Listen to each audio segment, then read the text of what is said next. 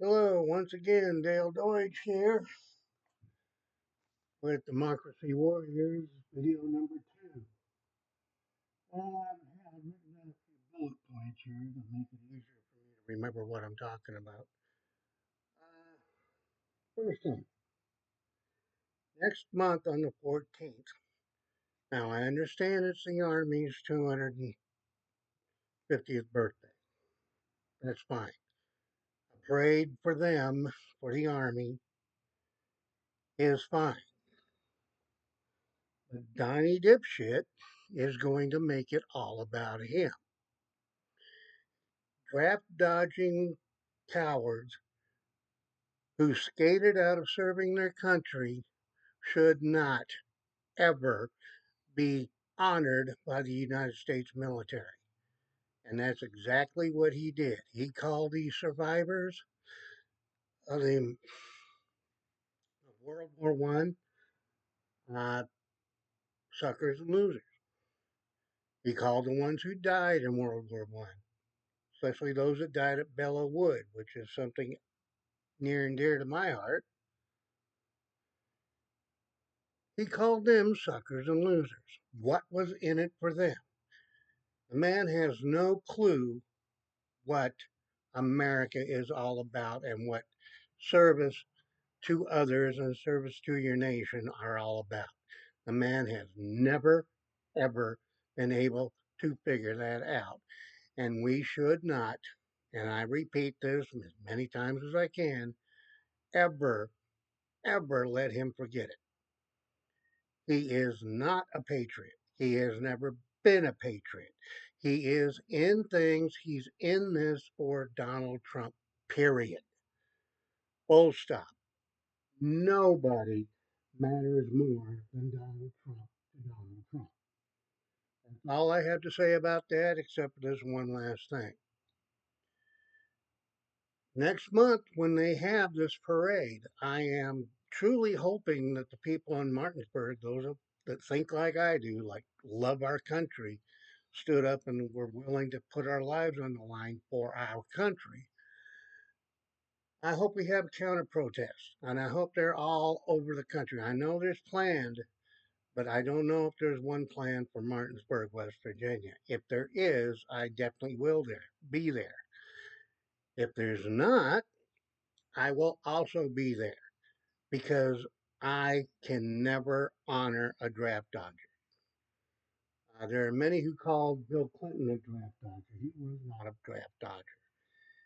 He had legitimate reasons for not being served. Yeah, it would have helped him politically, probably, but he did serve his two terms as president. And he was much better at the job than Donald Trump. Uh, Now, second bullet point here, free speech. Free speech is guaranteed in the First Amendment, along with the separation of church and state and the free exercise or of your religion or the free exercise not to be a religion. Anybody in this country, Christian or otherwise, you have a constitutional right to worship however you feel you want to worship.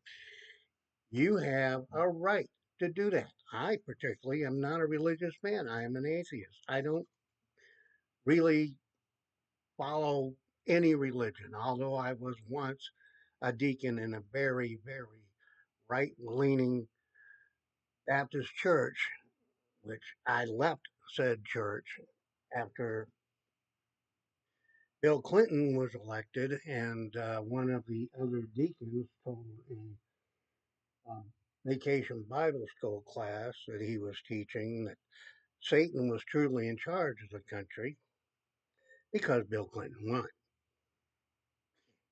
He's got a right to believe that. He's got a right to express that. But I do not have to be part of an organization that actually believes that hogwash. I wasn't really a Christian then. I basically I was doing it to please my wife. Be honest with you, none of what they were teaching at that church, I believed it. None of it. Not the right wing horror class. And, and there are other religions that teach only, other Christian denominations that only teach about the book of Revelations, or as I've been known to call it, the book of hallucinations. Because everything in that book sounds like somebody hallucinating. Okay? But you have a right to express yourself religiously, non religiously, politically. You have a right to write an op ed without being swept off the street by a bunch of masked thugs and taken to a detention center and not know why you were taken. That is not democracy. That is not how this country is supposed to work. And that is certainly not constitutional. You have a right, like everybody else residing in this country, whether you're documented, naturalized citizen, or natural born citizen, you have a right to due process. That is guaranteed in the Constitution. I ask all MAGAs or anybody who leans toward the MAGA baloney machine, please read the Bill of Rights of the Constitution. It's the first 10 amendments of the Constitution.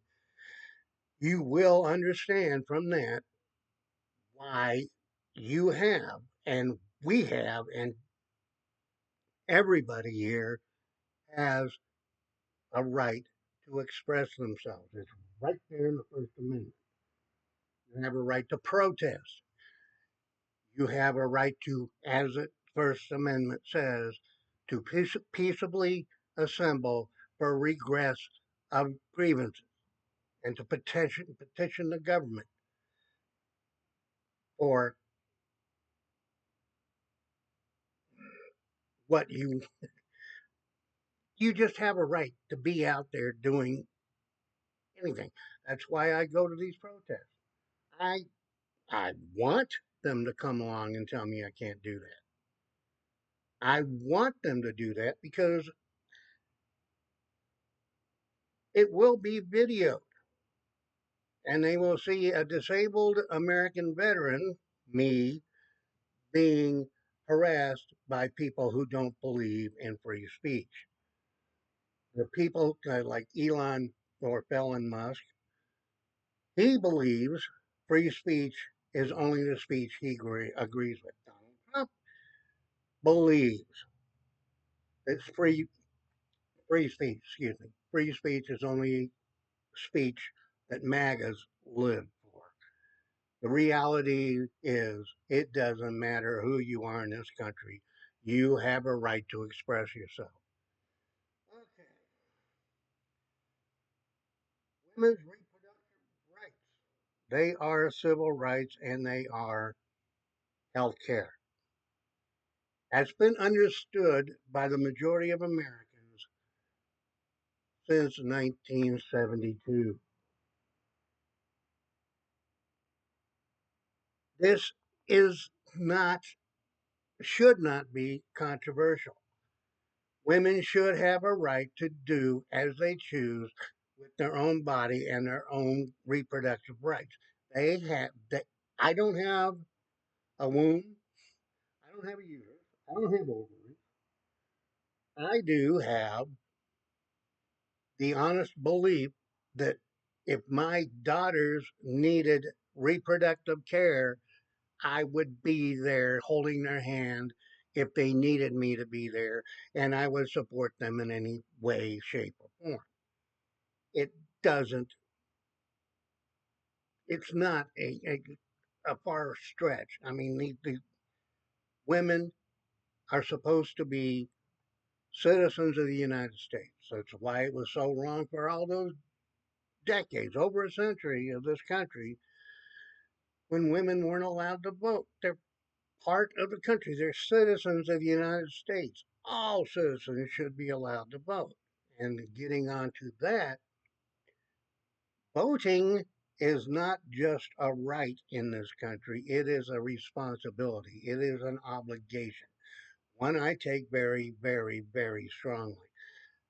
I vote in every election, and I will not vote ever for anybody who wants to take away women's reproductive rights. It is not my business.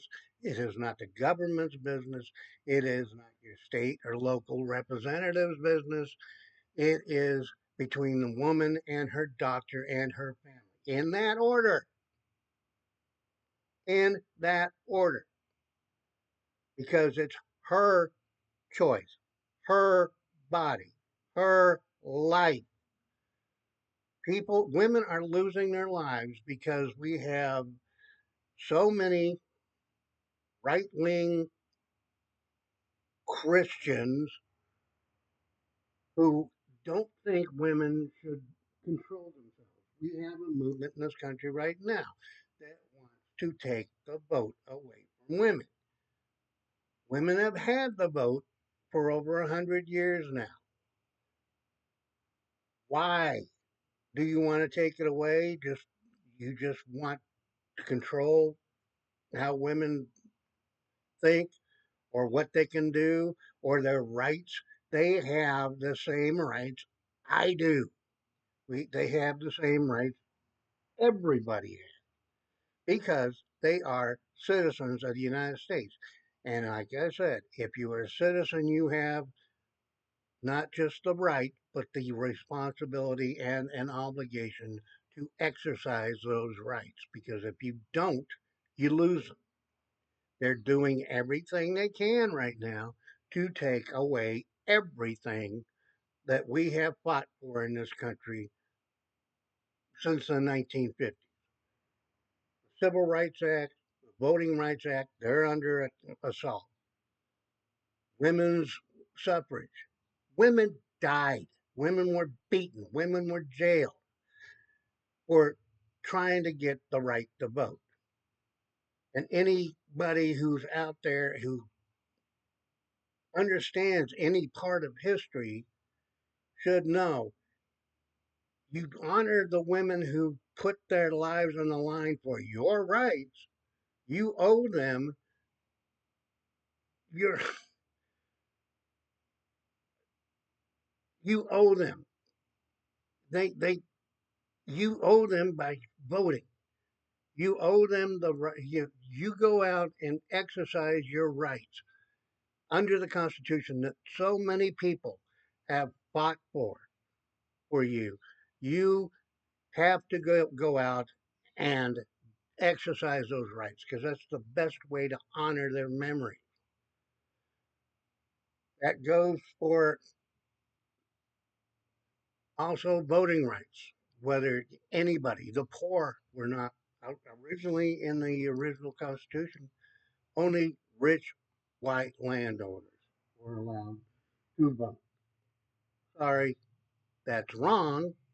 We should not have that. It never should have. And over time, it got changed because people recognized that that was wrong. If you want to be in a truly free, functioning democracy, everybody needs to have a voice, not just those who agree with those in power, but everybody. Free speech is extremely important to me because I've understood from the time I was 12 years old, and at the time I was 12 years old, anti war, anti Vietnam War groups all over the country. I grew up in Southern California. They were everywhere. They were there and out, but I was in the middle of the protests and all that. 12 years old, I heard about Woodstock when I was 12. I saw the movie. I wasn't able to go there because, again, I was 12. And in California, I did not have any ability to get clear across the country to Woodstock. But free speech was exercised. And what we understood back then with the free speech, with everybody having the right to free speech, you are, we have a stronger country, we have a stronger society, we have a stronger democracy when all points of view can be heard. Not just my point of view, not just Donald Dipshit's point of view, every point of view. Everybody's point of view has merit in a democracy. You don't have to agree with the others. In fact, it's better if you get to hear both sides of an argument. Why? Because you get to understand both sides and you get the opportunity to listen and decide for yourself, which is your right as an American citizen, who you want to believe. That's what free speech is about, giving people the right to be free to express themselves in any manner. Now, it took until the 1960s for the First Amendment to really get understood because, you know, we had movies and we had newspapers and things like that who just catered to other things other than what was corporate media. But of course, we also could trust the media better back then too. Walter Cronkite, Huntley Brinkley, all these network uh, news people, Edward R. Murrow. These were journalists. They did not go out and tell you what their opinion is or what you should be thinking. They reported the news. And let's not forget Walter Cronkite, for over a decade, was the most trusted voice in America. The reason for that is he did not put his personal spin on anything, he just reported the news. He put the facts out there for people to understand. That's what a journalist is supposed to do.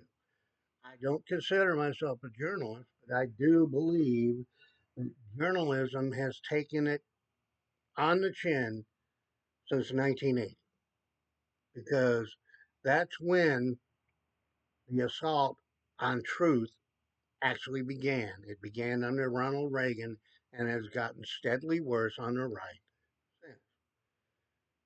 But I still believe you have a right, even if you disagree with me, you have a right to disagree with me. I don't care.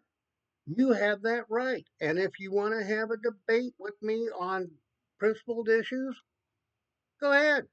Invite me. I will be happy to come because both sides, this is what Bill Maher harps on, hits people with all the time. Both sides of an argument have merit. You just have to be able to hear them. And you're better able to understand why someone, their opinion is wrong, or maybe they might change your mind because their argument makes much more sense than your argument. I've seen that happen. But if we're in these armed camps where one side won't talk to the other side, nothing's going to get done. Nothing in this country is going to change back to where it was, where we were actually listening to people and we were honoring people's uh, right to believe what they choose to believe. The Klan has a right to be racist in this country. The ACLU has a right to be liberal in this country. It doesn't matter. You have the right as an American citizen to believe what you want to believe, say what you want to say. Problem is, people are so closed-minded on both sides that they will not listen to the other side. Now, I have never heard anybody in the Klan or the American Nazi Party. I've never heard them say anything that ever made sense. Never. Nothing. You cannot. I honestly believe, even though I would fight to my death to protect your right to say what you want to say or believe what you want to believe, you cannot be an intelligent person and be a Nazi. It just doesn't work. They are not synonymous. You cannot be intelligent and be a flaming racist. It's just the two are mutually exclusive. But you have a right to be a racist. You have a right to be an idiot. You have a right to like whatever books. There's book burning baloney or the book banning. Okay, give me a break, people. Are you so afraid of opposing viewpoints that you just cannot stand the idea of somebody learning something that disagrees or goes against what you learned? I mean, that is how progress happens. You start out, we all start out as complete ignorant people. When we're born, we are completely dependent on our parents and others for everything. We become more independent as we grow. That's just normal.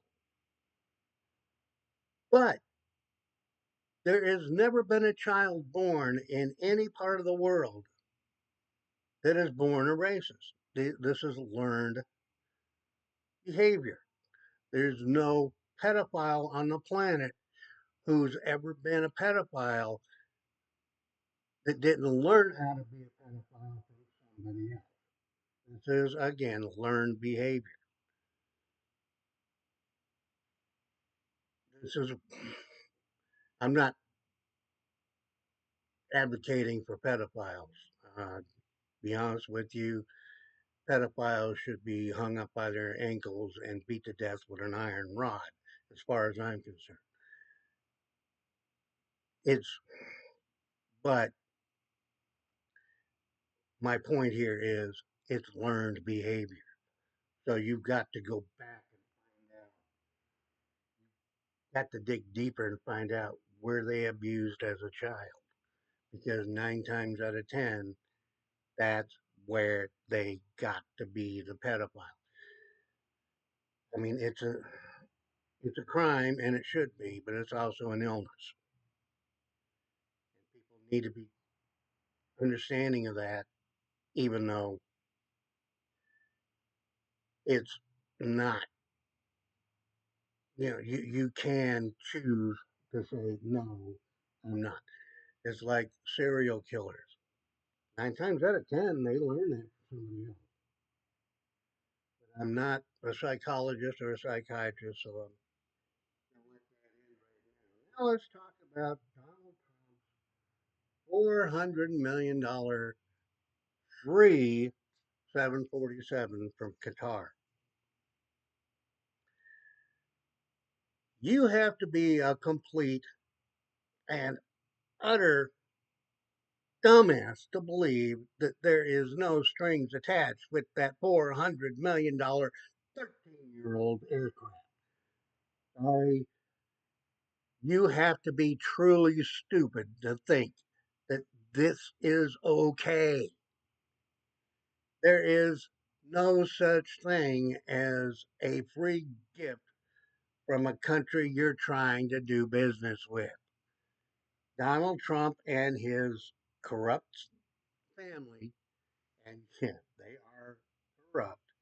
There is no way around that. Everything this man has done shows corrupt. His naked corruption is breathtaking. And the fact that he says he would be stupid not to take this $400 million bribe. Here's a hint. He would be incredibly stupid to take it. First off, by the time that plane would be ready to be used as Air Force One, it would be 5 or 6 years down the road from now when he probably won't even be alive then, and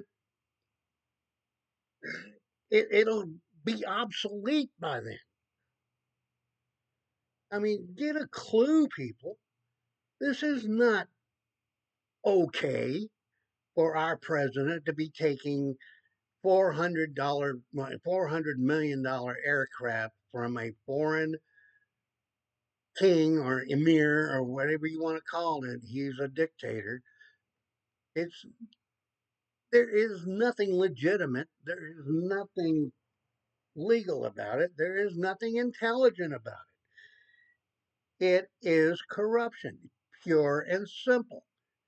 I mean, Trump's family is going to be building hotels and golf clubs and a hotel with a swimming pool on the 100th floor. I mean, they have a right to do that. They can build these things, but Donald Trump is going to profit off it while he's president. That's wrong.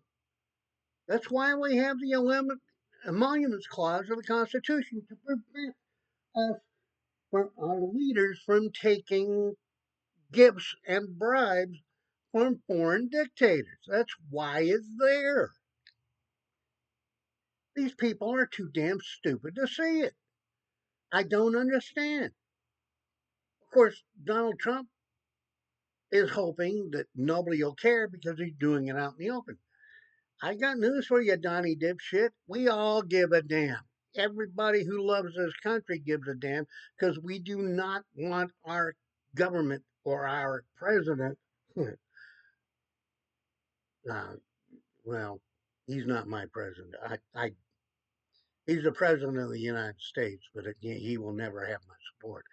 But we do not want the guy at the top taking obvious bribes. It's nakedly corrupt. It's absolutely wrong.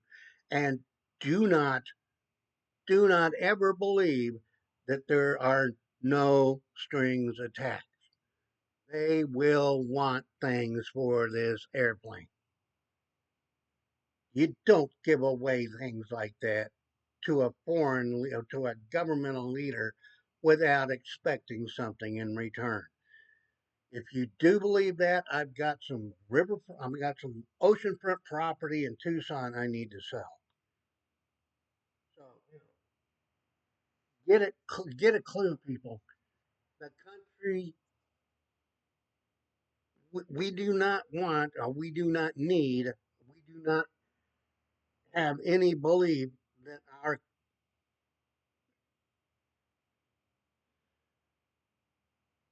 our president should not be taking naked, pure, obvious bribes. It makes us look weak on the world stage. It makes our president look weak on the world stage. Of course, Donald Trump's doing that all by himself anyway. He looks weak because he's taken the most robust post-COVID economy in the world and a little over 100 days turned it into a sewer. This is ridiculous. To the maggots out there who might come across this accidentally or whatever, get a clue. We told you this was going to happen. When you start losing your jobs, when farmers in the Midwest start losing their farms, when factories close all over the country, when people cannot afford to buy groceries, and that's already happening, we told you so. We knew that this man was nakedly corrupt, absolutely untrustworthy. You saw it too, and you said, "Yeah, but let's give him another try because he's going to bring them egg prices down." No, eggs are up. Now, as far as gas prices go, okay, in the 70s, had the first gas crisis, first energy shortage. That happened, we started seeing that end of 1974. And I remember the gas line, people waiting, cars all the way around the street, you know, all the way around the corner in Palmdale, waiting to get into a gas station to try and get gas. That happened a year after we left Vietnam. During the entire time we were involved in Vietnam from 1958 to 1973, no gas prices, no gas crunch. Gas was less than, in many cases, less than 20 cents a gallon. In many cases, 15, 20 cents a gallon, depending on the grade of gas you get. As soon as Vietnam was over, that's when the gas shortage started. Okay, now I want people to understand it and think hard about this because I knew it back then, and I was still in high school. We had just come through a war with some of the heaviest action in the history of modern warfare. This is just a fact. We had bombers going over North Vietnam. We had aircraft in the air over Vietnam every day for that entire war. We had bombs being blown, missiles being fired, tanks being used, armored personnel carriers, trucks, jeeps, all kinds of military vehicles. Not to mention the population of Vietnam, their own personal vehicles, and many of them. Our country, we had cars on the road. We had the biggest gas guzzling cars in the world. That was the era of the muscle car. Then suddenly the war is over. That market went away. Suddenly, we're running low on gas. It was just an excuse to raise fuel prices. Period. That's it. There was no real gas crunch. We were not running out of oil to drill. It was there. They just weren't drilling it. What happened was they overproduced the fuel at the during the war, and when the market for that fuel, mainly the United States military, stopped using so much fuel, then suddenly their demand was lower than the supply. That's what happens when you have gas prices low. But oil companies at the time said, no, we're not going to go that route.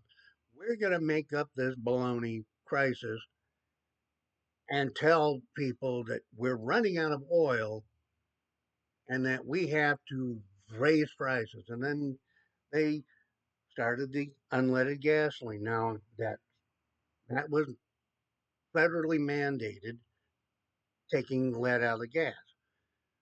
But according to most oil companies, taking the lead from out of gasoline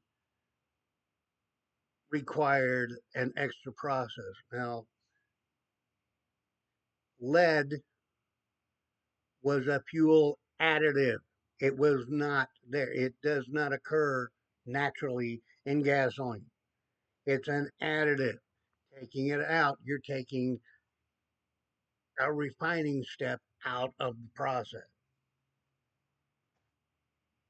So when they raised prices on gas to over $1 a gallon at the time, they were claiming that it was research and development, and they had to retool the refineries. No, all they had to do was shut off the lead, the lead additives. So we got to understand now. Fast forward to the pandemic, which Donald Trump completely mishandled, including leading to the death of my wife in Christmas, December 20th, 2019. Before COVID was officially in this country, my wife died of a disease that didn't officially exist. In fact, the hospital where she died didn't even know it was COVID she died from. It wasn't until about a year and a half later that we found out that that's exactly what it was.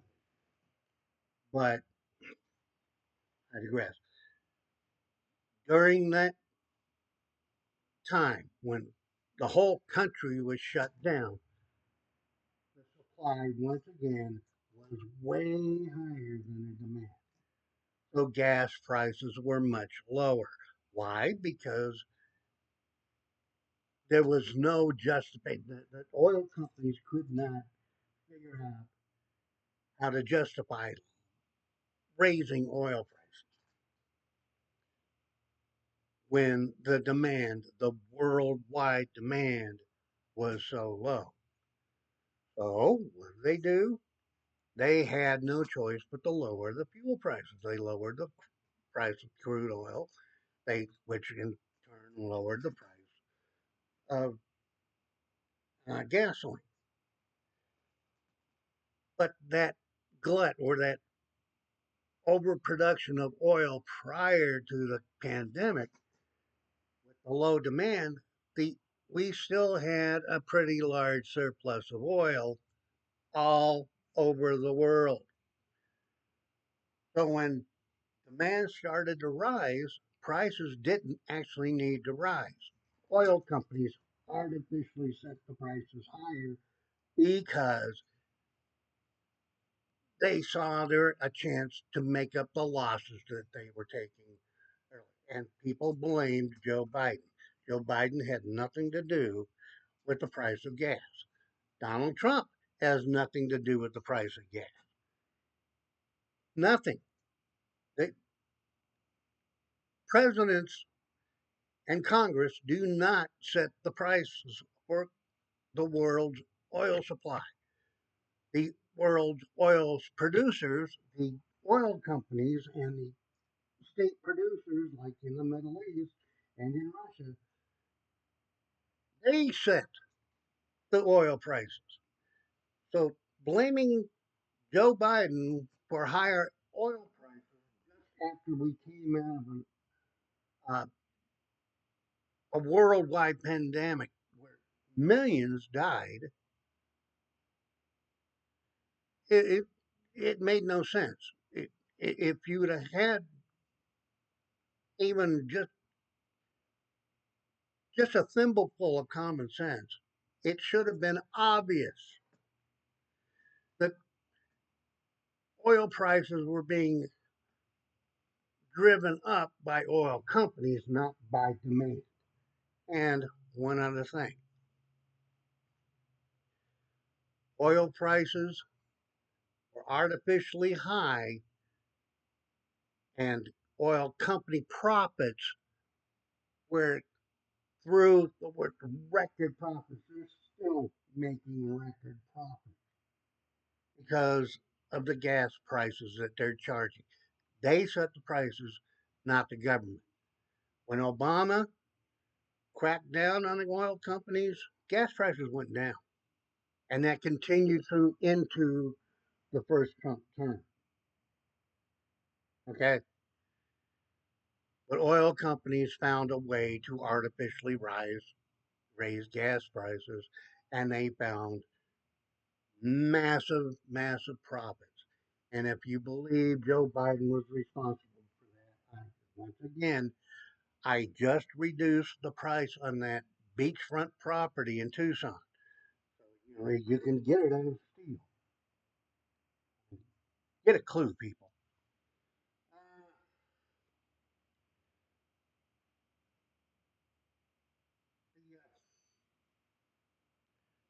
One of my favorite artists in the world is Bruce Springsteen.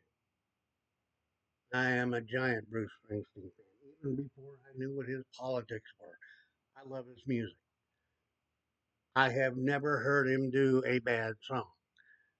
But what he did in London at the beginning of his uh, current tour and explaining to the world that we're the American people don't want what's going on here either, and that what's going on is an attempted coup by a bunch of fascists who do not understand or do not have any regard for you, me, the Constitution, or anybody. They don't care about due process. They don't care about uh, individual rights. They only care about, are you sufficiently loyal to Donald Trump? Now, I will never be loyal to Donald Trump because Donald Trump is loyal to no one but Donald Trump. We all know that. I think his maggot followers understand that. I just don't think they give a damn. They think they want a Russia style dictatorship in this country. Believe me, you careful what you wish for. You will not get freedom. You will not have freedom. They do not have freedom in Russia.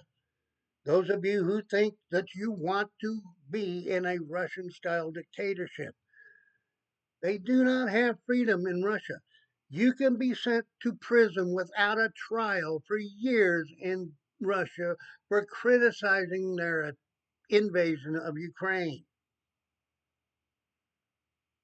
You cannot want that in your country. We are a better people than that. The people of Russia are better than that. They just are not allowed to express their disagreement with their country. And that's what Donald Trump and his Stephen Millers and Christy Gnomes and the most corrupt, incompetent uh, defense secretary in history, Pete Hegseth,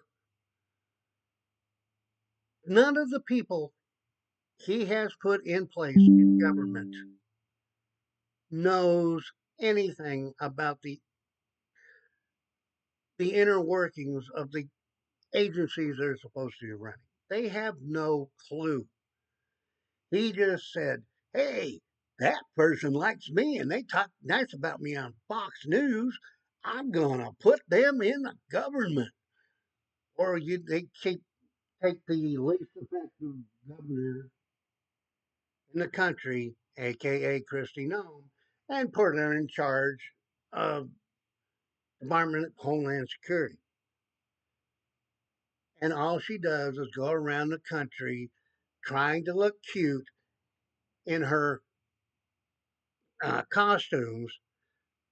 That's not your job, Christy Nome.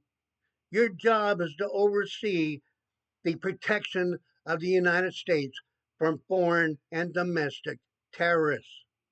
That's what Homeland Security was meant for in the first place, not for some dumb bimbo to go out and play dress up all over the country. And Dr. Phil, nobody wants you at a crime scene. Nobody wants you at a roundup of undocumented people. You're just in the way. You think you're showing what they're doing and showing it in a positive light. No, they're just, you're showing the corruption, the illegal, excuse me. You're showing how illegal what they're doing is because you're right there with a camera crew and they're sweeping people off the street, putting them on planes without due process and sending them to a foreign country where they may never ever be seen again. This is not America. This is not what this country is about. It's not what I pledged my life to protect. This is not. And Donald Trump a couple of weeks ago, what did he say when asked if he had any obligation to follow the Constitution? His answer, I don't know. Did he have any obligation to protect the civil liberties or protect due process? I don't know. I don't know. I don't know. Get a clue, Donald Trump. You do. The oath you took, both in 2017 and this year, same oath. It's part of your oath. You have an obligation as President of the United States to uphold and defend the Constitution against all enemies, foreign and domestic. You are one of the domestic enemies, whether you like to hear that or not. And I don't care if they want to come and arrest me for this. Donald Trump is trying to bring about a coup. He wants this to be a Russia style dictatorship. And he wants it because that's what Putin told him he wants. The problem is Donald Trump is so damn incompetent, I don't believe he's ever going to fully succeed. And I know they're going to try and stop free elections in this country, but again, he's so incompetent, so dim witted, and the people around him are so dim witted that they do not understand that the American people are a hell of a lot stronger than they think they are. He's already looked, like I said on one of my Facebook posts, Donald Trump is going to be the first president in history to actually leave office with the lowest approval rating, even lower than the approval rating he had at the end of 2020. He is a disaster. He's not waiting to happen, he's a disaster happening constantly. The man's an idiot. He's got no business being president. He's got no business being the head of a damn corporation. The man is too stupid and incompetent. You do not bankrupt yourself 6 times if you're a good businessman. You do not bankrupt casinos if you're a good businessman. You do not bankrupt airlines, states, you know, all these Trump companies that he started. The only thing he's ever been good at is grifting and putting his name on buildings that he had nothing to do with building. That's it. That's the only thing he's ever been successful at. Okay, now the last thing I want to speak about today is very simple. Hurricane season starts in a couple of weeks.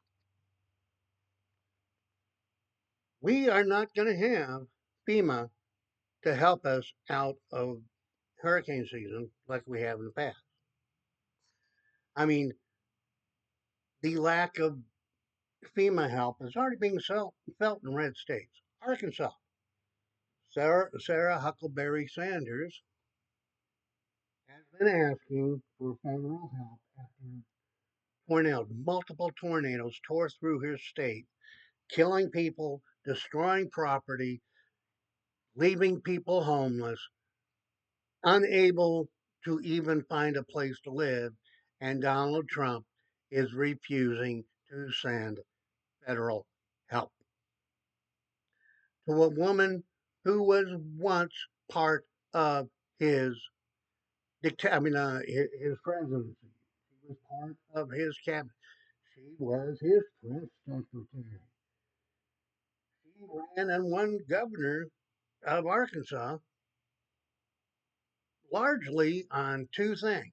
First, her dad had been governor. Second, she had been part of the Trump clusterfuck 1.0. That's how she won in Arkansas. Now she's I don't know if she's smart enough to regret it. Maybe just maybe she's gotten it through her head that careful what you wish for. Getting Donald Trump back in the White House, you're not going to get any help. The Gulf of Mexico, all the Gulf states, the Gulf of Mexico states, from Texas to Florida, are in grave danger because we're going to have hurricanes. We have them every year. There's never been a year since I've been alive where we didn't have at least one hurricane hit the continental United States. And they usually either come on in off the Atlantic coast or come through the Caribbean into the Gulf and hit Gulf states. It happens every year. Do you think that any of those red states are going to get any help from Donald Trump or the FEMA, what's left of FEMA? I mean, pretty much it's been gutted. They've been, Donald Trump during the campaign was talking about how Biden wasn't helping the people in North Carolina and Tennessee after the hurricane. But the problem was he was, but Trump was, of course, lying, saying that he was using that money to help illegal aliens. His words, not mine. Undocumented people. FEMA had its own budget. Nobody had to raise it to help undocumented workers, undocumented Americans. And 99% of them are Americans that are coming from Central and South America. Still America. He was lying through his teeth. But if you get a same situation now, this year, guess what, folks? You ain't getting no help because FEMA is gone. FEMA is not going to be there to help you. Just ask the people of Arkansas who have already seen devastating storms destroy whole communities. FEMA will not be there to help you, and Donald Trump couldn't care less. He does not care. He does not care about you. He does not care about red states, blue states, or anything. He thinks his voters in red states are stupid and deserve his scorn. He thinks the people in blue states, just the entire state, votes against him. I can tell you, I'm from the Antelope Valley in California. I was born in Lancaster, California. Lancaster, California has been a Republican stronghold in California since before I was born. Get a clue, he doesn't care. He doesn't pay attention. You have to pull him aside and say, yeah, well, there are red voters in red states. Now, in when he supposedly released the water, I love that, the release the water to help with California's wildfires in the LA area. The water he released was about 10 days too late to begin with, and it didn't get to Los Angeles. It didn't get to LA County. It didn't even get to Kern County, which is two counties over. It went into rivers and streams in central California, and that water is gone. It's wasted. And when they need it this summer, it's not going to be there. making a bad situation even worse. Donald, well, remember the big faucet somewhere in Oregon or Washington that he claimed it was just a big faucet? You just turn it on and all the water flows.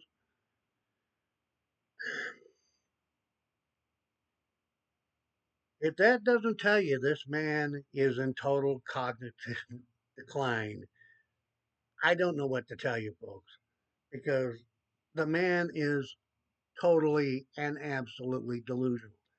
He made a speech to business leaders in the Middle East, yes, a couple of days ago, where he made absolutely no sense.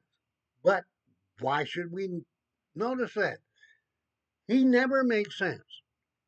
He was asked during the campaign at uh, uh, a business leaders forum in New York about child care. All he did was spew out a word salad, none of it except for child care. You got to have it. You got to have it. There's no, but he went on tangent on drill baby drill, how his tariffs were going to make child care kind of easy somehow. None of what that answer was made any sense to anybody, including everybody in the house. But half the people in there applauded. Get a clue, people. We are led by the dumbest, most incompetent, brain fogged piece of garbage we've ever had in the White House. And that includes Richard Nixon and Woodrow Wilson, Hubert Hoover. All of them were incompetent. All of them did stupid things. Now, Wilson, maybe not as bad as the others, but he was a dyed in the wool racist, and Donald Trump, clearly a racist. And if you don't believe it, just look at what he's done to anybody who's not white. He's giving protected refugee status to white South Africans. I'm sorry, folks. I don't recall ever hearing about white South Africans ever being oppressed. They're not oppressed. They are the minority in South Africa, but they reap most of the rewards of the society. And is exactly what Donald Trump is trying to bring here. It's always been kind of true here anyway, whereas people, if you're white and like me, you have this thing called white privilege. It's a real thing. I've seen it. I was with some friends of mine a few years ago, well, let's say about 35 years ago, where we got pulled over by cops, San Bernardino County cops, sheriff's deputies, outside of 29 Palms Marine Corps base. Uh, Two of the guys in the car were black. They got pulled out and questioned and frisked and everything. Me and the driver who was drunk off his ass and shouldn't have been driving, we weren't even questioned. But the two black guys, one of which was a corporal in my squad, were questioned and given sobriety tests. They both passed, but the fact that The guy who should have been arrested for drunk driving was not even questioned. White privilege is real. It's always been real. It's not fair. It's not right. It's not just.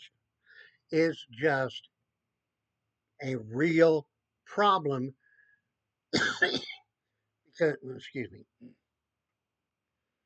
everybody in this country, because of the fact that we're in this country, deserves the same opportunities. DEI is not a dirty word. It is not some left wing stupidity scam. It's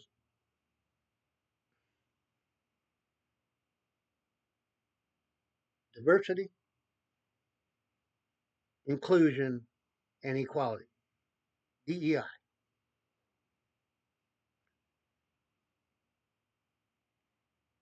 Why is that suddenly a bad thing? Why is that a terrible, terrible, terrible scam on America?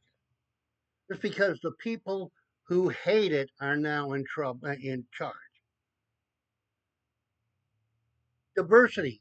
Donald Trump, after the tragic airline crash, the mid-air collision between an Army Black Hawk helicopter and a passenger jet over the Potomac River, he blamed it on DEI. And then when a reporter asked him why, he said, because I have common sense. Well, first off, that was a lie because Donald Trump has never had common sense. You don't bankrupt casinos if you have common sense. Common sense would preclude you from bankrupting what is basically a money printing machine. It's not DEI that caused that crash. It was a helicopter flown by an Army pilot on a training mission that was not where it was supposed to be. Nothing DEI about it. It was just a tragic accident, but Donald Trump immediately went to DEI as the cause. We have Pete Hegseth, the dumbest and least qualified and absolutely the most incompetent defense secretary, actually deleted the military record of Jackie Robinson, one of the greatest heroes in American history.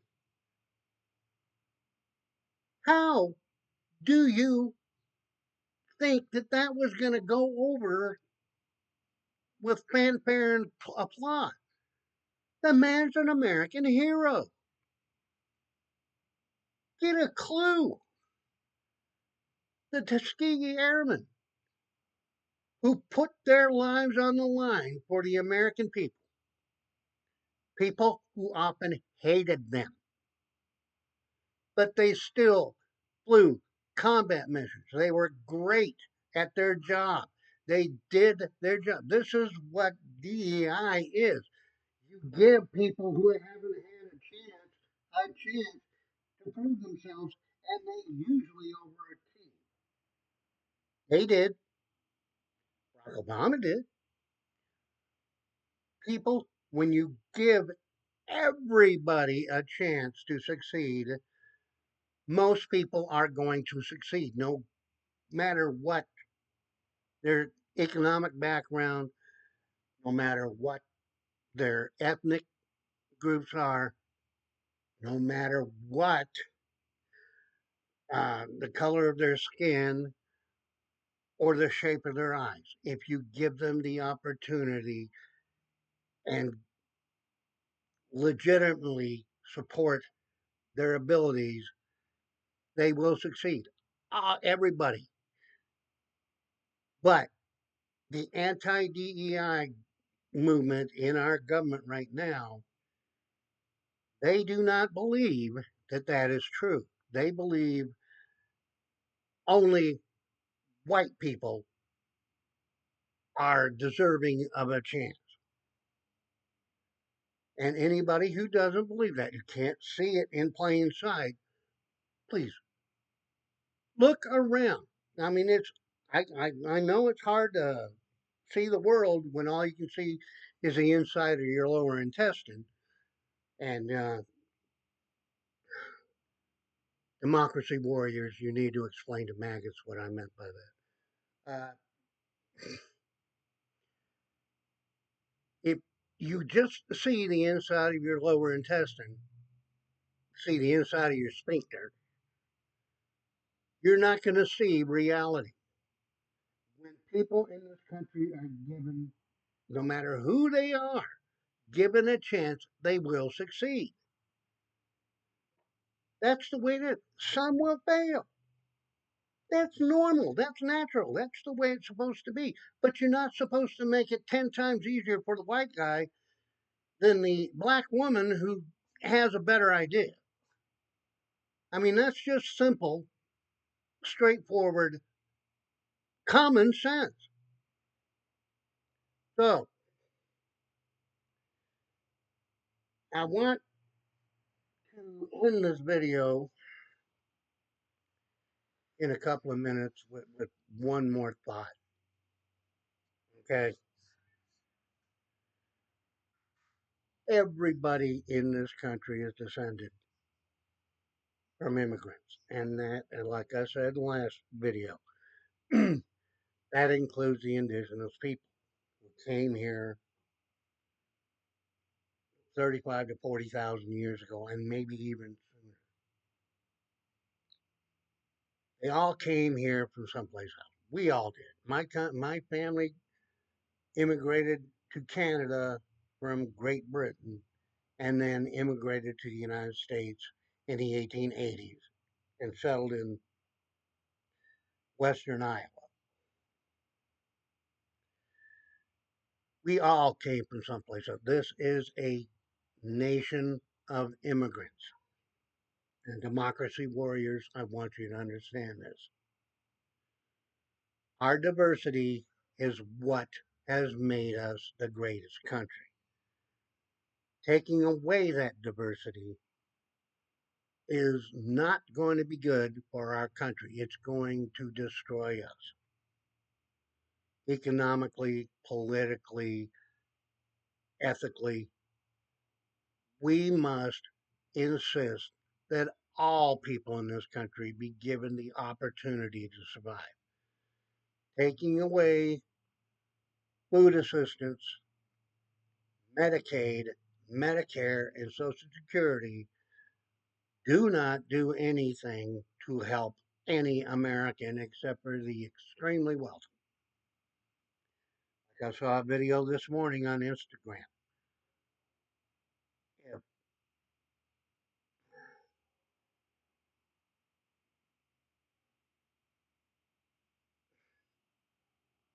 the economy is stronger when everybody gets to participate. And if the very wealthy, like Elon or Elon Musk, as you wish, or Jeff Bezos, or all of the other billionaires who claim to be self-made and they're not, uh, if they paid their fair share of taxes, including Social Security taxes, Social Security would be solvent for the next 75 years or longer. We could begin to rebuild our infrastructure. That's what was happening under Biden. He was getting the wheels rolling on repairing and rebuilding our infrastructure, which needs to be done. Remember the first Trump presidency where he had basically infrastructure week every couple of weeks and nothing got done? Things started getting done under Joe Biden, but we went back the other direction and rehired the dumbass. We have to have all hands on deck. Everybody should be given the same opportunities. Now, I'm not saying we take money away from the wealthy, okay? But tax them at a common sense rate. when we were building massive airports, when we were building the interstate highway system, when we were building cities, when we were building the World Trade Center, when we were building the Sears Tower, when we were building all these great things in the 50s and 60s and early 70s, rich people were taxed at between 75 and 95%. They were still rich. They were not poor. They were not unduly burdened. They were the people and still are the people who can pay more. They just don't want to pay more. So, what do?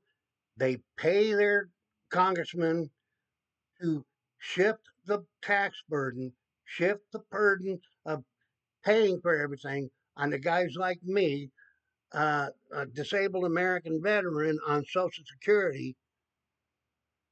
We are supposed to be the ones paying for all of their stuff, the roads, the bridges, the airports, and they aren't expected to pay anything or a minimal amount. The people who have the most money should be paying the most in taxes. That's just common sense. Here's my other point. Okay, when you give, and everybody knows this, when you give middle class and the poor more money, they spend it, which stimulates the economy. Case in point, when President Truman raised the minimum wage to 60 cents an hour, it was an immediate boom to the economy. It immediately raised the standard of living all over the country. Now, of course, Republicans were against it, but Republicans didn't have the majority in the Senate and the House of Representatives. They were all dead set against it, but it worked. Now we hear this baloney. I heard it when I was in the lunchroom during the company I worked for before I retired. I heard it in the lunchroom. Well, if you raise the minimum wage, Big Mac is going to cost you $8 to $10. That's coming anyway, folks, because McDonald's is going to raise their prices because demand is going to go down. But it won't be because of the minimum wage. You raise the minimum wage, you put more money in people's pockets, the people who spend it because they have to. They have to buy the clothes, the shoes, the food, the homes, the transportation to get to and from their jobs. They have to spend the money, which puts more money into the economy. Giving tax breaks to billionaires and millionaires does not do that. They take that money and they hide it. They don't spend it. They use it for stock buybacks, which further enriches them. But if you put the money in the people's pocket, raise their pay, give them the right to make more money, guess what? Everybody starts making more money. That's what was happening in the Biden administration. Yes, inflation was still high. Inflation was still increasing. But that's not because of Joe Biden's policies. That was because we were still coming out of the COVID uh, recession. The whole world was in a massive recession because of COVID, because we basically had to shut down the world and commerce got bad. Those supply chains were interrupted, or at least for the most part, reduced dramatically. But his policies were putting more people back to work. Now, I know I hear Fox Noise, Only Assholes Network, and Noisemax. They all want to tell you, well, most of the jobs created under the Biden administration were people going back to work after being, no, 22, 23, that was true. But by the time 2024 got around, it was widely considered we had an economy that was growing faster and at a healthier rate than any other post COVID economy anywhere. We were the envy of the world. And people said, well, we can't have that. We'll go back to the guy who broke it in the first place. I heard several times during the campaign, people around here, and I live in eastern West Virginia, uh, Trump country, maggot heaven.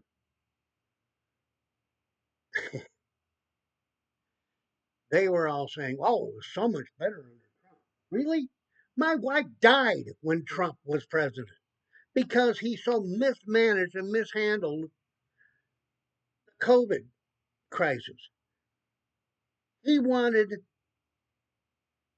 local jurisdictions to slow or stop testing people because he didn't want his numbers going up. They weren't his numbers. They were an accurate assessment of where and how bad the COVID crisis was. We could have come out of it much quicker had he not been president because he so botched his job and so severely mishandled all of it.